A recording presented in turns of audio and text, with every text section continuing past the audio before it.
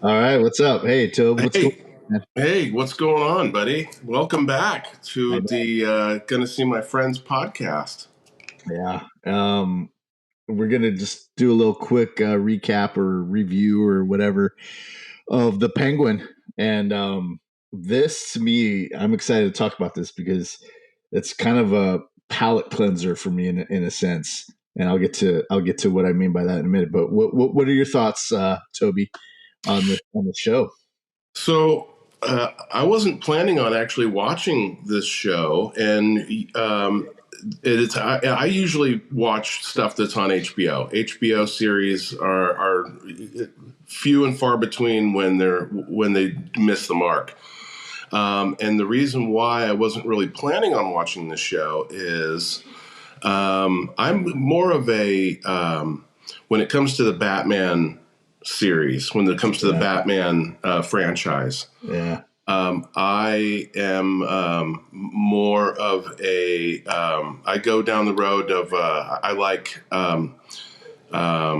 Christopher Nolan's. Oh, Nolan stuff. Yeah, I like to take on the Dark Knight arc. And I didn't read the Batman comics. I was a Spider-Man guy. yeah. Me too. Yeah, More Marvel than DC. yeah. But I did read when Robin died. I read those books. There was a 4-part series where Yeah. the Joker killed. Spoiler alert: the Joker killed Robin, and I liked those, but. I The, did like yeah. I liked the Batman a lot. I was really quite surprised by how much I did like it. I thought it was a more realistic of all the different Batmans out there. He's not this billionaire playboy kind of character as Bruce Wayne. It's grittier, it's grimier, it's more realistic. He doesn't have Yeah. super powers, or not powers, but super. I mean, he's got the car, he's got the Batmobile, but it's like something that he made in his garage on the weekend project kind of thing. And I Right. dug Right. that a lot. It was like an old Charger or something, I want to say. It was a straight up hot rod with flames coming out of the back, and I loved it. Yeah. And then I was a little surprised to see that they would do a Penguin spinoff, Yeah. I was because definitely surprised. he wasn't a huge character in the movie. Yeah. So but I love Colin Farrell, and you Yeah. can't even tell. I was like, wow, that was Colin Farrell. Oh my god.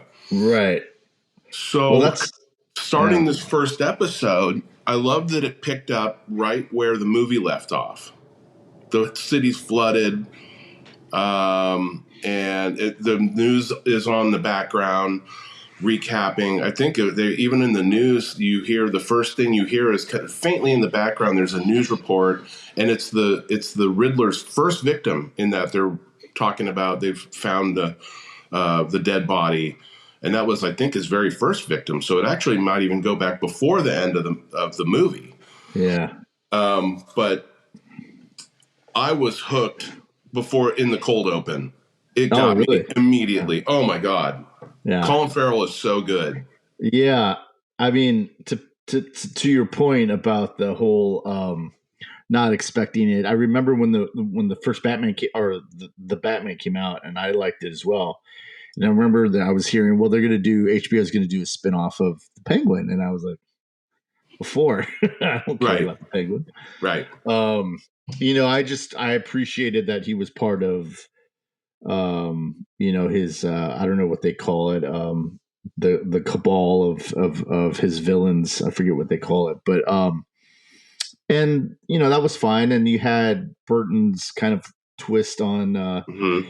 on it in Batman Returns, and so I wasn't really expecting much of it. And when I saw that first episode, like I said in the opening, it was kind of a palate cleanser because I had just watched, I'd just come off The Acolyte. I had just seen Salem's Lot, the HBO Max movie, and you go into those series or movies, and they're like your favorite things, and you're just expecting. I want to see some great.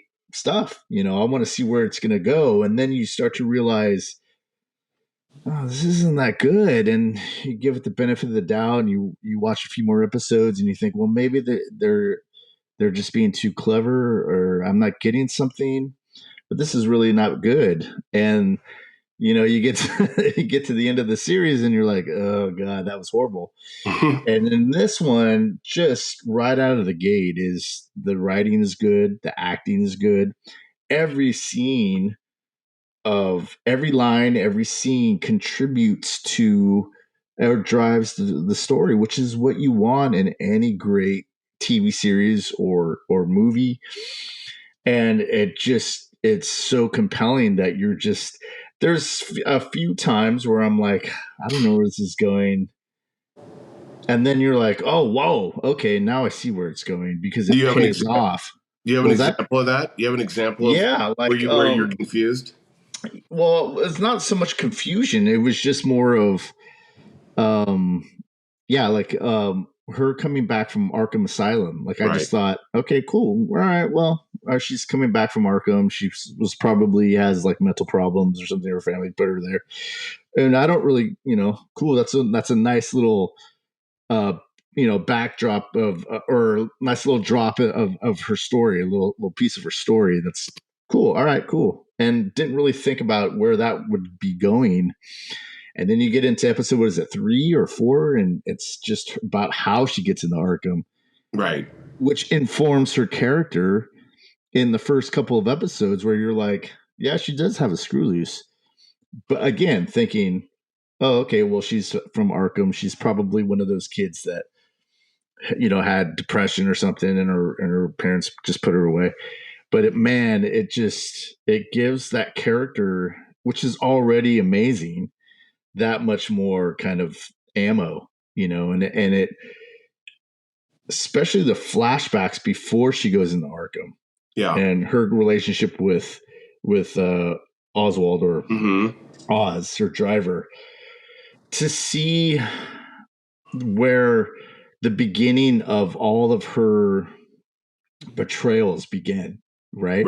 Like, because her relationships with her family, relationships with her mother, well, maybe not her mother, but relationships with everybody else in that family, uh, all the betrayal, and it starts with Oz. It's just a chef's kiss, man. It Yeah. just, I mean, now you have the whole spectrum of why, what she's motivated by, and why she carries this thing. And I think kind of the Arkham experience kind of, I think, erases the, what's the word, the preconceived notions that we kind of all carry in our lives, like our relationships with each other, the things we say, the things we don't say, that's gone for her. She's just all like id, or whatever. She's just all just, I'm gonna say what I think at all times, and that's just, it's amazing. It's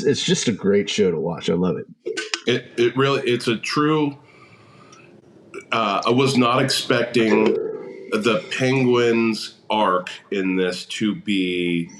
He's, first of all, every time we've seen the Penguin before, he's been this little kind of guy. Yeah, He's been right. comedic in the '60s with Adam West's Batman, where he's got his teeth are clenched the Yeah, whole time, and he's got the cigarette, and he's got the purple suit and the umbrella, and he's Burgess Meredith. Yeah, Burgess. yeah, Thank you, Burgess yeah, Meredith. That's right. And then Danny DeVito yeah, was, in everybody's opinion, that was the best Penguin for us, and maybe probably for our generation. yeah, He was a yeah, great Penguin because yeah, he had like the webbed fingers. I mean, he was yeah, like half Penguin. He was like yeah, right. he was hard to watch. He was disgusting, right? Which you have to have Danny DeVito do that because he loved Yeah, it. He's always been like that. I'm the best Penguin. I don't care what anybody says, and yeah, yeah, but to see this big, massive, hulking, like Tony Soprano esque, because Tony Soprano, let's, not to, he reminded me a lot of Tony Soprano because Tony Soprano, kind of a moron, right? yeah, He wasn't the boss to begin the show. He was still kind of, it was a capo, and he, it's his arc about how he becomes the boss, and with Oz and Colin Farrell, who must have spent 3-4 hours a day in makeup. He's unrecognizable as this character, and he's got that New York accent when he's saying things like "moida." Yeah. Really, he really dove into that. He went really old school mob. You feel, and you're bought in immediately. You're Right. like, first of all, he's disgusting, right? He's they don't really they don't explain why he's the Penguin, but then when you see him walk around, he's walking like this, and you're all, I'm going to assume that. And Penguin Yeah. is not. He doesn't go by that. It's a pejorative. They're calling Right. him Penguin as a put down. Yeah. And he hates it, and he's got this brace on his foot, and then he takes He's got his a shoe club off, foot, I think, right? and it's like his Yeah. toes are all curled over each other, and you're just all, oh, this guy's just got to be in so much pain nonstop, right? Right. Right. But then he won't like take a seat anywhere, like they get on the subway, and he won't sit down in the seat. Like he's his own. He's becoming his own like boss. Right. Right. And to start out by being, and I forget her character's name, but Kristen Milioti is amazing. Sophia. Yeah. Sophia, thank you. Is a character from the comic books. I had to Google it. I'm like, it is from, and there's so many different variations on the comic book. There's a bunch of different storylines and different authors that wrote different things, and same with Spider-Man. There was a bunch of different storylines and different characters, but her arc is she really did get sent to Arkham, and you see sorry, what's her name again? Sophia. Sophia, thank you. Blanking. That she's the hangman. Right. Right. And she has to be reminded, what did they call me? And like this is in episode 1, like they're sitting down and what was it that they called me? Oh, they called you the hangman. It's to see what a horrible person her father, Carmine Falcone, really was, that he put her in there to keep her quiet because she figured out that Carmine killed her, he killed her mom. Yeah. And made it look like a suicide. Right. And I don't want to say too much because it's a short series, 6 episodes, I want to say. I think it's going to be 8. Oh, it's not over yet? No. Okay, good. Because I was like, I haven't seen the end, so maybe we don't want to talk too much about what ends up happening. But the idea that she comes in and like you said, she's just got let out of Arkham. Normally people aren't let out of Arkham. If we know what Arkham is, it's the psychiatric hospital / prison, and they create her as a monster. They make her evil. She wasn't an evil person. She was doing fundraisers with her mom, and was this philanthropist and really helping women's rights. And so it didn't really make any sense why she's also a serial killer that's the hangman and is murdering all these women. It's almost like, wow, if she's really doing that, then it's kind of the perfect crime. You wouldn't suspect somebody who's so into giving back to the community and all this, and meanwhile they're this monster. But they did a phenomenal job in showing the electroshock therapy and that doctor who's been in it before. But the younger doctor, they had the 2 doctors. And the younger doctor who, and I forget the actor's name, but he was Juice in Sons of Anarchy. Love Dr. Julian Rush. That's his name in this. Yeah. That's exactly. That's right. He's great. And you're not sure if you can trust him or not. You kind of want to. He's playing the good cop to the other doctor's bad cop for sure. And you're kind of going, something else is going to happen here. Like he's, for one, definitely attracted to his patient, which is a no-no. Right. And I think that may be his motivation from what we've seen from him, is that the reason why he wants to help her is because he wants to be with her. You're right. Well, yeah, I think that's, I think that transformation, like going into Arkham and seeing the electric shock therapy, I think that's such, I don't know if it's a metaphor, but you see this transformation that is there. There's a scene that she has with her dad. I think it's, I want to say it's, I don't know. It's the scene where they're having dinner and her brother takes off and he's like, "What? What's up with him?" And she's like, "I'll take care of him. Don't worry about it." But there's this thing where he says, "This is for you. You're going to take over when I'm gone." And you see this kind of this strength that's in her because she's able to kind of she's able to kind of um, take care of her brother and watch out for him, but also, get her shit together and have her shit all lined up and all this stuff. And you see that in her, but yet she's still subservient to her father. She still holds her father in some sort of regard, which from when she was young, she's always had this kind of doubt planted in her mind, like, well, you had scratches on your hands, and having these kind of feelings about it.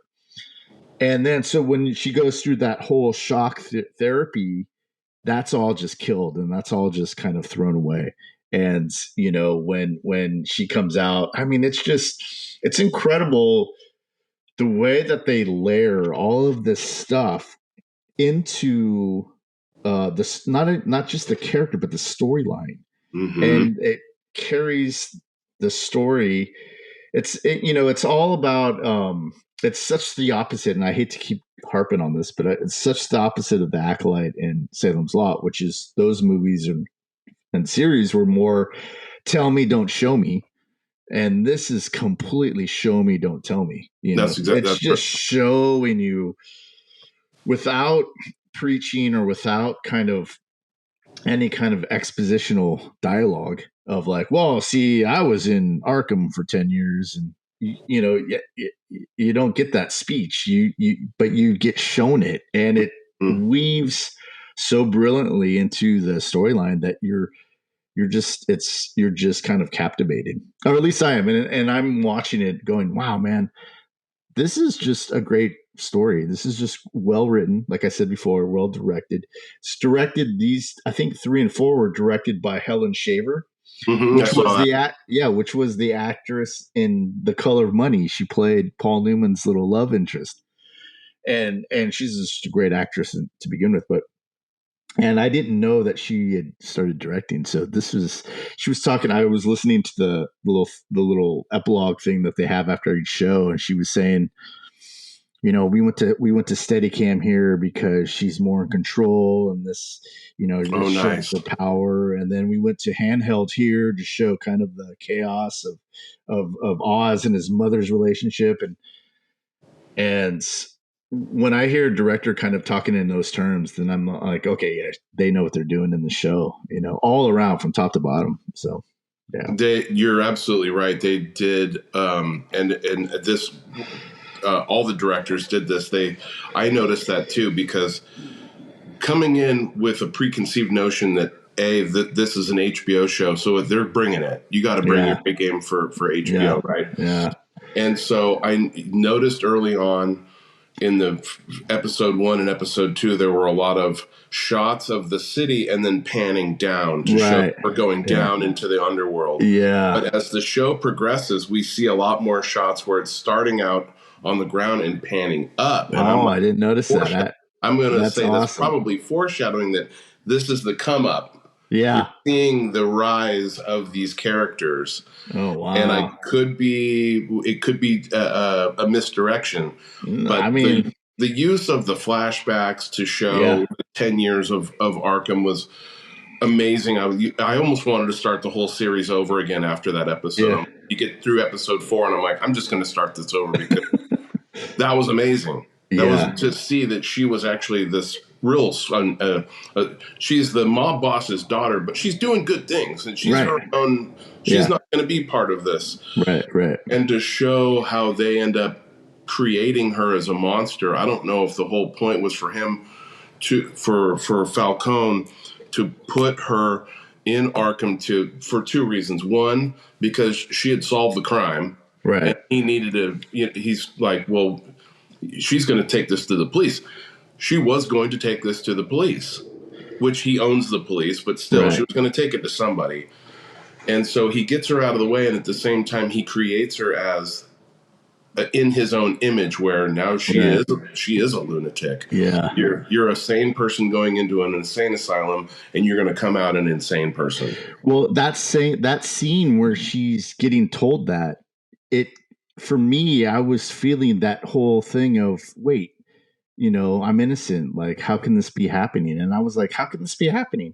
Call a Yeah. lawyer. And then her lawyer's the one telling her this. And I'm like, you feel that kind of that The disappointment, the hopelessness. yeah, the hopelessness of it, great word, of it, and you're in there with her. And Yeah. again, goes back to the writing, goes back to the acting. And yeah, I think it's again, I can't kind of stress enough how great this TV show has been. Really quick question: Hmm. what's been your favorite episode so far?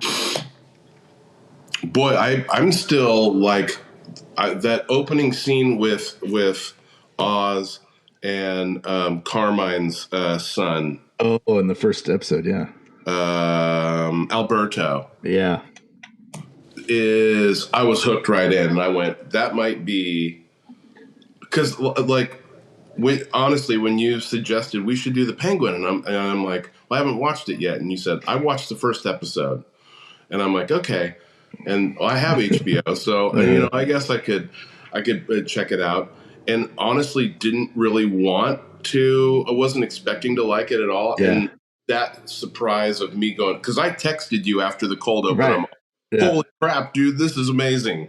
Remember that? I was just yeah, like, I I remember. don't, they can't make enough of these already. In that, just Right. that, I don't know if it's that first shot of heroin or whatever, but it's like that feeling of like, wow, this. I'm so glad I'm wrong about this. Yeah. You know, And I uh, mean, we could probably go on and on about the relationships in the series too, because I mean, through it all, it's the penguin. I've been talking about Sophia the whole time, but the yeah, penguin as well. I mean, his relationships, the dynamic of all of his relationships throughout the series too, is all because of this kind of connection that he has with this stutterer, yes, the Victor. kid, Yeah, Victor, so and good. so this connection that he has because he has the club foot, and he kind of maybe sees something in him, and he's Oh, always looking out for him, especially in that scene in the restaurant where they're having lunch, and he's like, hey, right, don't say that to him. He's always kind of looking out for him. he's being That groomed. Victor's Yeah, being groomed, right? yeah, well, groomed, but I think also there is a little bit of kind of parental kind Yeah, of feeling there, because I think he sees a lot of him in Victor, because I there's that scene in the last episode, I think, or maybe it was where he tells Victor to go take my mom somewhere safe, right. and he goes to pick her up, and she's like, "Look at this glove when you used to wear it for Little League," and it's this idea that I think that the penguin was always kind of groomed in a way to be kind of hard and to not, so when he sees Victor and he sees kind of the way he is, there is that element of being groomed into this kind of criminal, always look behind your back and all this kind of stuff, but there's also that parental kind of vibe where you're like, hey, listen, you did great, you did good, thank you, all that. Make sure he says all that to him as well. And I think that, like, that plays into his manipulation of everybody else that he meets, of like the Falcones, Sophia, just everybody that he's trying to kind of connect with because of a little thing that he wants, something else that he wants. He wants power. He wants to take over the whole city. And so there's that balance between him and Victor's relationship, but also the influence of his mother, which is always kind of, be hard, don't be a pussy, that kind of thing. And that plays into kind of, I think, more of the whole idea of, because everything he gets into, you're like, how is he going to get out of Yeah, this? yeah, And that's his mother's influence of like always being a step ahead, always having that one play, that you don't see, like at the beginning or at the end of one or two, where he has Victor, crash that car with Alfredo, is that his name? Alberto. Alberto. Body in the trunk. I didn't see that one coming, No, and I didn't so either. that kind of lends you to believe, like, okay, this Penguin guy, he's damaged, yeah, but he's more hard, and he's got to be, like I said before, like he's got to be, because he's going to go up against Batman, and Batman's the world's greatest detective, That's right. and so that you have to leave room for that kind of cunning, but also growth in Penguin, because he has to elevate to this level that he's going to go toe to toe with Batman. So I think this series is kind of showing you in a great way like how that's happening. I thought of Breaking Bad when Victor is taken hostage Yeah, early on, right? Because he sees Oz disposing of yeah, Alberto's body, or bringing the dead body down from after the opening scene, and he basically takes him hostage, and they take him out to some junkyard, and Oz is about to. He's like, okay, hey, yeah, look at the yeah, sunrise, and Victor's like, he realizes, well, now he's going to kill me because I know yeah, too much, and Oz has a choice to make. He can either just get rid of any witnesses, which is, we'll find out if he made the yeah, right choice here, right, or take this kid under his wing, and he becomes a parental figure yeah, to Victor. And I think the reason why he does that is because of his relationship with and I'm sorry, what's her name again? Sophia. Sophia. I don't know. Sophia, I yeah, have a mental block. I don't know why I want to yeah, say Kristen. And we see that because he was Sophia's driver right, 10 years ago, yeah, and he was kind of a father figure. In the restaurant scene that he has with her in the first episode, oh yeah, she's sitting there and they're having martinis, and she says something to the effect of, "My father never let me put my elbows on the table." And he's sitting across from her, and he's wondering if she's going to kill him or not, right? right, right, He's, she's looking for the killer of her brother, and happens to be sitting across the table from him. And he puts his elbows on the table, and so does she. And so they, yeah, like, he's given her permission right, to yeah, do, now he's kind of the father figure. So right, his yeah, relationship with his mother, juxtaposed with how he is helping raise the younger generation. yeah, yeah, Really, really cool how they've connected, like how different the different worlds are, and it's kind of a softer Penguin when you yeah, see that, but he's got this ulterior motive. yeah, He's right, starting a war so that right, he can end up on top. It's right, between the Falcones and the Maronis, right? yeah, yeah, yeah, And he does a great job of starting this war. Now, I don't know that he's thought this all the way through. Clearly, he hasn't, because Victor saves his life twice in right, the first, like, 3 episodes. yeah, yeah, yeah, Incredible. yeah. Great, just great writing all around, dude. Yes. Great series. I'm kind of, I'm not kind of, I'm really excited about where this is going. I was reading an article just before we got on here, and it says that viewership is doubling, or it's gaining viewers with each episode, which they haven't really seen since the first season of Game of Thrones, and some other, let's see, some other series. Um, Breaking Bad. When The my thought Last of on Breaking Us, Bad was that Jesse was supposed to die at the end of the first season, right? and they ended up keeping him in, and he's arguably everybody's favorite character in the Yeah, show. And with Victor, you had that too, where, and this is more in the show and not in the politics of how we're making the show, where we now have to rewrite where the show is going, because he wasn't right, supposed to have a partner, Jesse, but we right, can't kill Jesse now right, because right. we love him. You just Yeah, can't. I mean, that would be so the working on the fly kind of thing.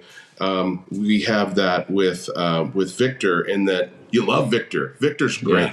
yeah, yeah. Oh Victor's yeah, Breaking Bad in this. I mean, he was yeah. stealing rims. He was, a nickel and dime kind of hood, and now he's straight up murdering people. And you're Well, like, that scene in the bathroom, which you were saying about in the first episode, where Penguin was going to kill him, informs that scene in the bathroom in episode 4 when they're handing out the drug.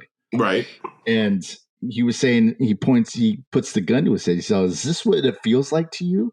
And for me, I was like, yeah, like that's probably how he felt throughout this whole thing, because he's like, he's got kind of, should I leave? Should I go? Is this right? Should I?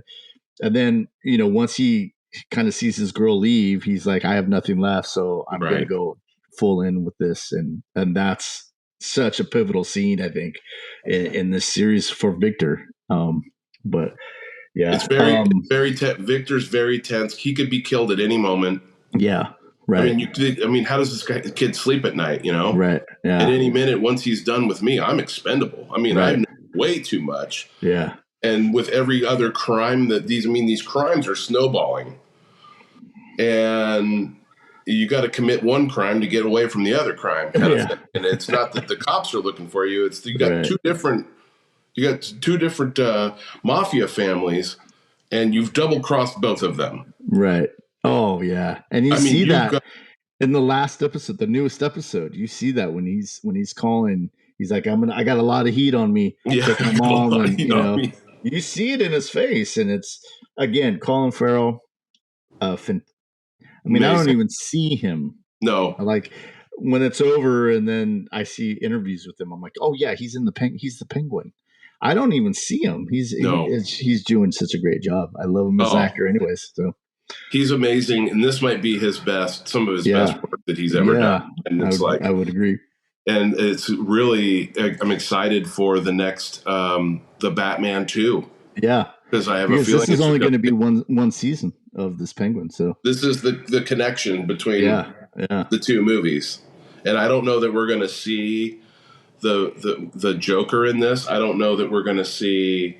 Well, I mean, she was in Arkham for 10 years, and we know from in Batman and in the Batman that we know that that they're both in Arkham at the same time.